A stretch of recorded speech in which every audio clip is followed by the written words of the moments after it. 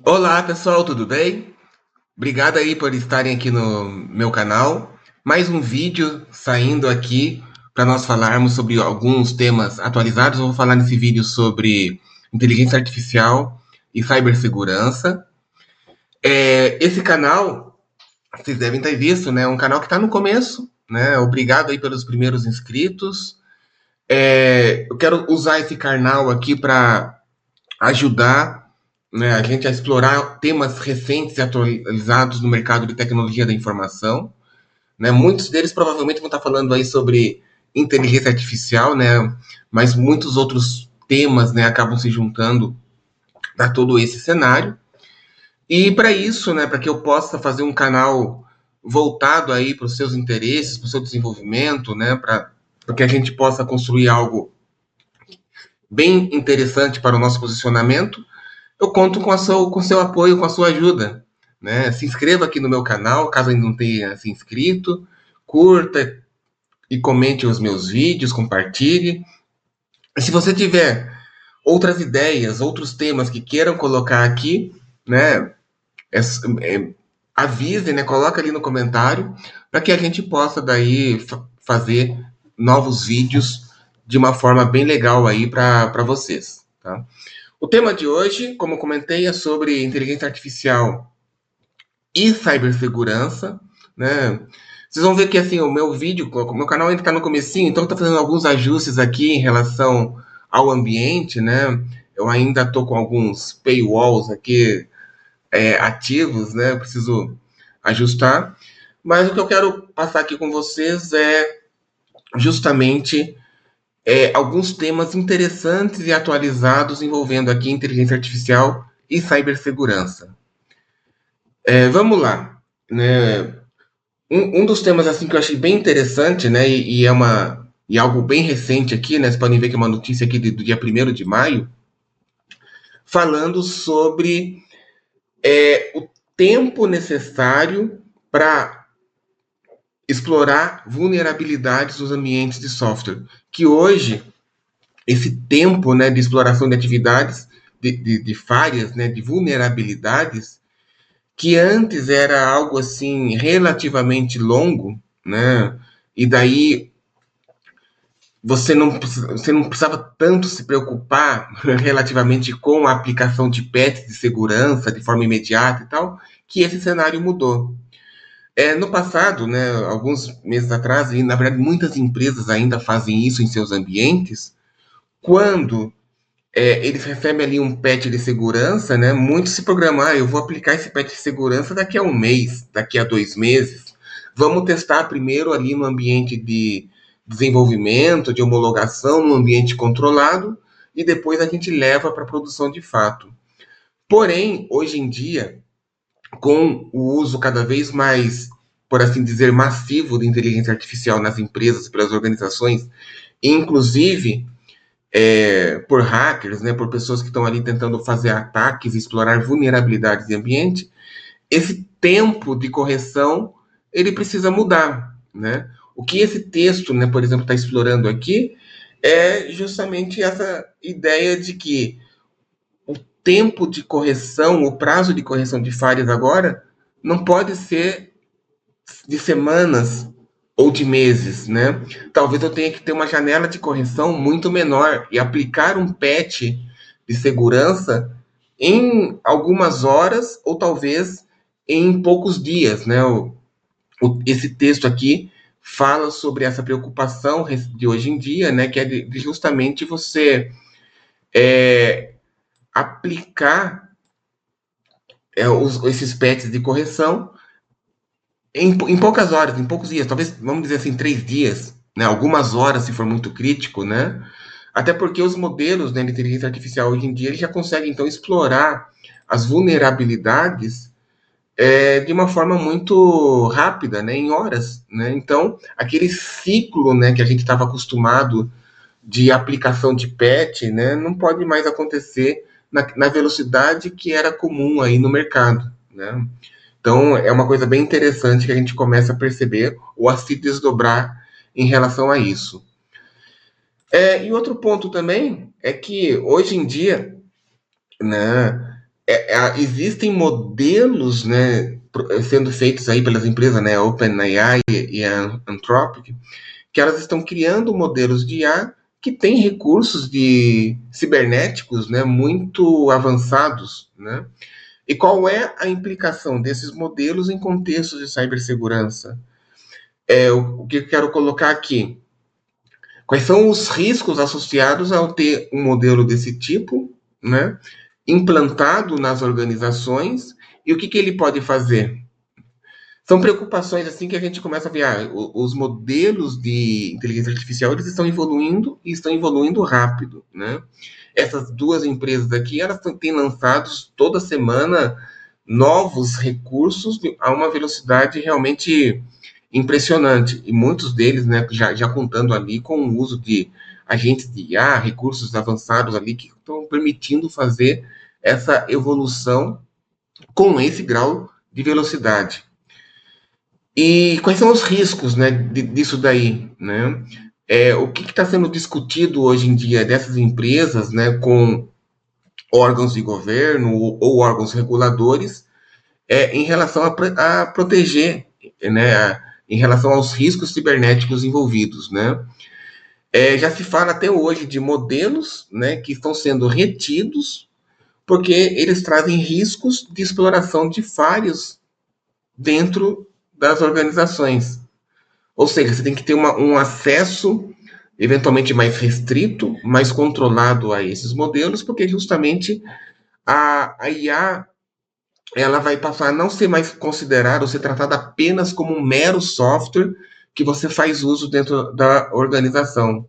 Ela vai ser parte da infraestrutura tecnológica da sua empresa. E sendo parte da infraestrutura tecnológica,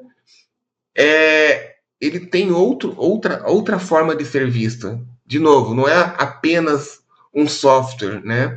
Como a gente fala, não é apenas um sistema de gestão a mais, não é apenas uma ferramenta de BI, não é apenas um banco de dados, não é apenas um servidor de aplicação, né?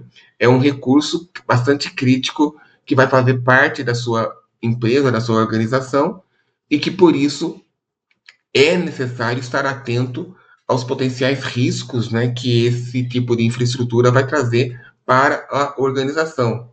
Isso é tão crítico, né, e daí, indo aqui para o próximo tema, é que o mercado financeiro também já tem que se preocupar cada vez mais forte em relação a isso. Por quê? Porque os ataques cibernéticos vão ficar maiores, vão ficar mais rápidos, vão ser desenvolvidos a uma velocidade ainda maior do que eram feitas, né, até então, e os bancos têm que ter essa preocupação, né? Apesar da notícia aqui, está falando aqui dos bancos australianos, né?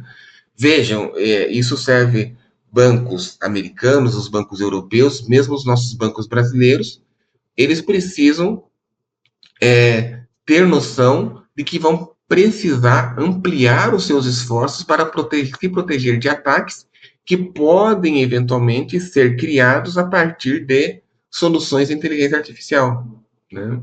Então, LLMs poderão ser, por exemplo, a IA poderá ser o atacante, né? E como se proteger disso vai exigir também um contra-ataque rápido e eficiente do outro lado.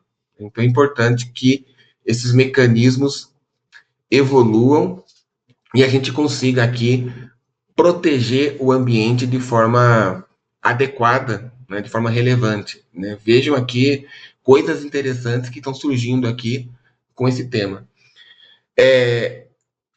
Até em relação ao que eu comentei agora há pouco, né? Você já tem um programa aqui, por exemplo, da OpenAI, né, de acesso confiável, né, para que apenas pessoas ou equipes que venham a proteger ou se preocupar com ciberdefesa, com cibersegurança, tenham acesso a alguns recursos específicos, né, que a OpenAI, por exemplo, está lançando. Isso é bem importante, né, porque, é claro, existe assim, a gente sabe, os modelos estão evoluindo, mas será que todos os modelos podem ser disponibilizados para o mercado? Qual é o impacto deles irem para o mercado? E mais do que isso, qual é o impacto deles irem para o mercado para pessoas e organizações que podem agir ali de má fé?